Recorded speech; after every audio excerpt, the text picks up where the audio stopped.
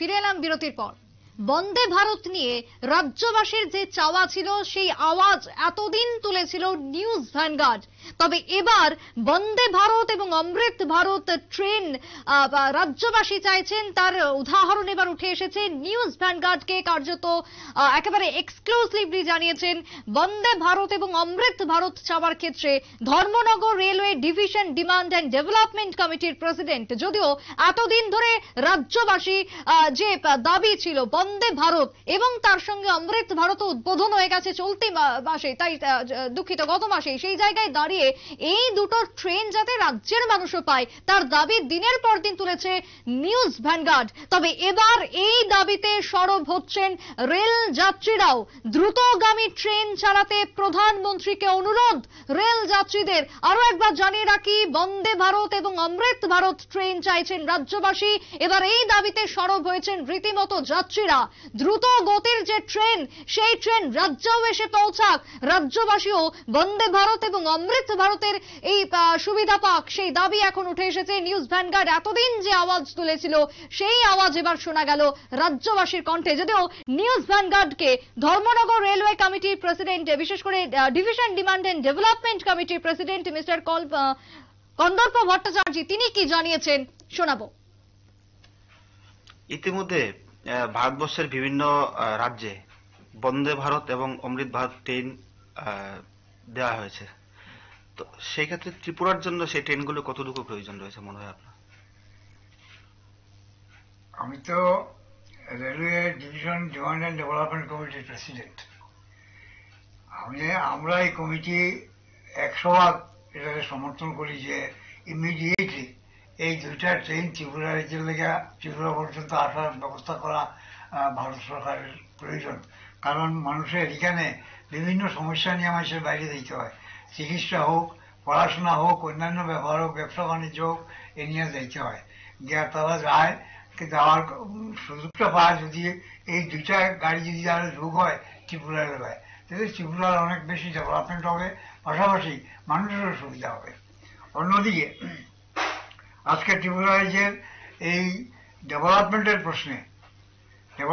প্রশ্নে বর্তমান ত্রিপুরা ভারতবর্ষের যে সরকার এবং ত্রিপুরার যে সরকার, তারা যে ওয়াদা দিচ্ছেন সেই ওয়াদা যদি ত্রিপুরার ক্ষেত্রে প্রযোজ্য না করেন তাহলে তাদের ওয়াদা এবং তাদের প্রতি মানুষের বিশ্বাস হারিয়ে দেব। কে লেগে এখানে দেখা যাচ্ছে যে তারা 2009 থেকেই ধর্মনগরে তারা রেল ডিভিশনের দাবিতে তারা লড়াই করছেন বিজেপি। 2009 থেকে 13 পর্যন্ত, 13তে আইয়া তারা বিধানসভার নির্বাচনে ইস্তাহার দিচ্ছেন ধর্মনগর রেল ডিভিশন হবে। সেই দিক থেকে ইলেকশন হওয়ার পরে তারা 15তে দেখা গেল 15 ইংরেজিতে তারা করলেন পৌরসভার ভোটে উদাত্ত কণ্ঠে তাদের কেন্দ্রীয় নেতৃত্ব সুনীল দেওধর এরা বললেন যে Dharmanagar railway division demand and development কমিটির প্রেসিডেন্ট কন্দর্প ভট্টাচার্যের বক্তব্য এবং একান্ত নিউজ ভ্যানগার্ডকে সাক্ষাৎকার আপনারা শুনলেন। যে বন্দে ভারত এবং সুপার স্পেশালিটি ট্রেন অমৃত ভারতের দাবি আওয়াজ বারংবার তুলে এসেছে নিউজ ভ্যানগার্ড, শুধুমাত্র রাজ্যবাসীর কথা ভেবে, রাজ্যবাসীর স্বার্থে। এবং সেই কথা নিউজ ভ্যানগার্ডের ঠিক সেই আজই এবার দেখা যাচ্ছে যে রেল যাত্রীদের মধ্যেও কার্যত আমাদের অপর প্রতিনিধি ধর্মনগরের রূপক রেল যাত্রীদের কি বক্তব্য তুলে ধরেছে শোনাবো। আমার নাম পিন্টু পোদ্দার। আচ্ছা, যে ইতিমধ্যে বন্দে ভারত এবং অমৃত ভারত ট্রেন ভারতবর্ষের বিভিন্ন জায়গাতে মানে চালু করে দেওয়া হয়েছে বিভিন্ন স্টেটে, তো আজকে ত্রিপুরাতে এই ট্রেনের কতটুকু প্রয়োজন রয়েছে? ত্রিপুরাতে অনেকটাই প্রয়োজন আছে, কারণ আমরা এখন অনেক পড়াশোনার সুবিধার্থে আমরা অনেক ছেলেরাই বাইরে যায়, চিকিৎসা সূত্রেও অনেক লোকরাই বাইরে যায়, যার কারণে এই ট্রেনগুলো যদি দেওয়া হয় তাহলে অনেক সুবিধা হবে আমাদের। অমৃত ভারত, বন্দে ভারত, হ্যাঁ, লোকাল ট্রেন তো অনেক আছে, দূরপাল্লার ট্রেনে এইগুলো দিলে খুব আমরা উপকৃত হব, ত্রিপুরাবাসী উপকৃত হবে। কি নাম আপনার? মানিক দেব। তো ইতিমধ্যে মানে এই আমাদের ভারতবর্ষের বিভিন্ন স্টেটে সুপারফাস্ট ট্রেনগুলো দেওয়া হয়েছে, যেমন অমৃত ভারত, বন্দে ভারত। তো ত্রিপুরার জন্য সেই ট্রেনগুলোর মানে কতটুকু প্রয়োজন রয়েছে বলে মনে হয় আপনার? দেখেন, প্রয়োজন তো আমাদের অনেক, এইসব ট্রেন আমাদের বর্তমানে ত্রিপুরাতে খুব দরকার। সুপারফাস্ট যেসব ট্রেনগুলো, বন্দে ভারত এক্সপ্রেস, এই ধরনের আমাদের ধর্মনগরে আগরতলা যেতে হলে ধর্মনগর থেকে আগরতলা গিয়ে এয়ারপোর্ট থেকে ধরে ওইখান থেকে ফ্লাইট ধরে আমাদের যেতে হয়। এই ধরুন আজকেরই যে ঘটনাটা, এখন বেলা বাজে 2টা, 7টায় ফ্লাইট আমাদের। তো এই যে ট্রেনটা অলরেডি 1 ঘন্টা সোয়া ঘন্টা লেটে চলছে। তারপর ওখানে নেমে আগরতলাতে নেমে 3 নম্বর ইয়েতে দাঁড় করিয়ে দেয় প্ল্যাটফর্মে। ওখান থেকে এসে 1 নম্বরে এসে এরপরে গাড়ি ধরে এয়ারপোর্ট যেতে বেজে যায় 6টা। রেলযাত্রীর বক্তব্য আপনারা শুনলেন। রেল যাত্রীদের যে চাওয়া, সেই চাওয়া শোনালাম আপনাদেরকে। তবে কথা বলে নেবো, আমাদের প্রতিনিধি অঙ্কিতা বর্ধন জুড়ে গেছে টেলিফোন লাইনে। অঙ্কিতা, নিউজ ভ্যানগার্ড দীর্ঘদিন ধরে বন্দে ভারত, অমৃত ভারতের মতন সুপার স্পেশালিটি ট্রেনের দাবি জানিয়ে এসেছিল এবং সেই নিয়ে আওয়াজ তুলেছিল, রাজনৈতিক নেতৃত্বদের বক্তব্য নিয়েছিল।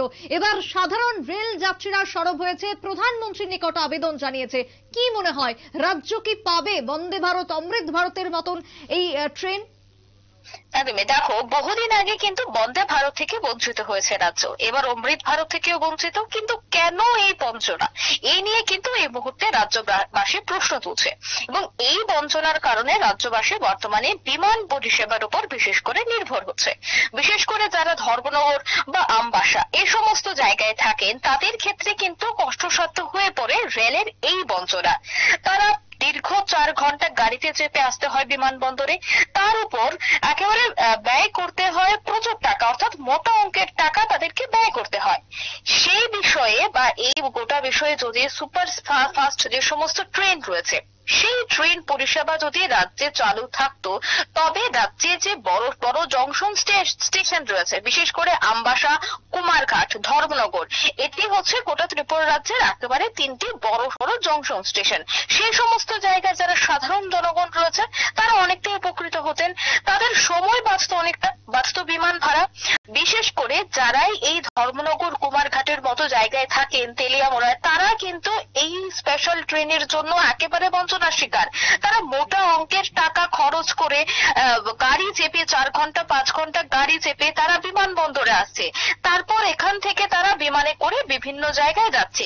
সেক্ষেত্রে এই মুহূর্তে রাজ্যবাসী কিন্তু চাইছে যে রাজ্যে যেন সুপার স্পেশাল ট্রেন আনা হোক। এই যে রাজ্যবাসীর এই দাবিকেই জানছেন বা শুনতে কি পাচ্ছেন রাজ্যের বিজেপি নেতৃত্ব? দেখো, রাজ্যবাসীরা চাইছে যে কেন্দ্রীয় সরকার যেন গোটা বিষয় নিয়ে চিন্তা করুক। যেহেতু সামনেই রয়েছে লোকসভা নির্বাচন, তাই এর প্রভাব পড়বে এবং তা স্বাভাবিক। তাই এই মুহূর্তে দেখার বিষয় যে মোদী সরকার সে বিষয়ে কি ধরনের পদক্ষেপ গ্রহণ করে। বিশেষ করে আমরা দেখেছি যে মোদী যখনই রাজ্যে এসেছেন, তখনই তিনি বলেছেন যে রাজ্যকে হীরা মডেলে তৈরি করতে। তাতে কি আছে? Highway, internet, connectivity. এবার কানেক্টিভিটির ক্ষেত্রে তো আসছে যোগাযোগ মাধ্যম, কিন্তু যোগাযোগ মাধ্যম যত দৃঢ় হবে, ততই তো রাজ্যবাসীর জন্য উপকৃত হবে। এই ক্ষেত্রে এই মুহূর্তে রাজ্যবাসী যেহেতু এই বঞ্চনার প্রশ্ন তুলছেন, সেক্ষেত্রে তো এবার জবাব দিতেই হবে। যেহেতু লোকসভা নির্বাচন, এই মুহূর্তে দুয়ারে দুয়ারে বিজেপির নেতৃত্বরা যাবে। নেতৃত্বরা যখন দুয়ারে দুয়ারে যাবে, তখন সাধারণ মানুষ তাদেরকে প্রশ্ন করতেই পারেন যে কেন রাজ্যে স্পেশাল ট্রেনগুলি আসছে না। সেক্ষেত্রে কিন্তু এই মুহূর্তে মোদী সরকার বা রাজ্য সরকারকে চিন্তা করতে হবে। তারা দেখতে হবে যে কিভাবে রাজ্যে স্পেশাল ট্রেন আসবে। রাজনৈতিক বিশ্লেষকরা মনে করছে যে যত দ্রুত এই বিষয় নিয়ে চিন্তা করবে সরকার, ততই সুবিধে হবে। সামনে শুধু লোকসভা নয়, আরো একাধিক নির্বাচন রয়েছে। সামনে যেহেতু ভোট রয়েছে, তাই সেই ভোটের আগে রাজ্যবাসী বা তার পরে পায় কিনা, সেটা এখন লক্ষণীয় বিষয়। অনেক ধন্যবাদ অঙ্কিতা তোমাকে, এবং তারই সঙ্গে আমরা ধন্যবাদ জানাই আমাদের অপর প্রতিনিধি রূপক দেবনাথকে একেবারে গ্রাউন্ড জিরো থেকে এই ছবি এবং এই রিপোর্ট তুলে ধরার জন্য। তবে রাজ্যবাসীর দাবি রয়েছে বন্দে ভারত, অমৃত ভারত ট্রেনের, সেই দাবি কবে পূরণ হয়, কেন্দ্রের বিশেষ করে রেল দপ্তর এই দাবি আদৌ পূরণ করবে কিনা, সেটাই এখন লক্ষণীয় বিষয়। ফিরছে একটা বিরতির পর, সঙ্গে থাকুন।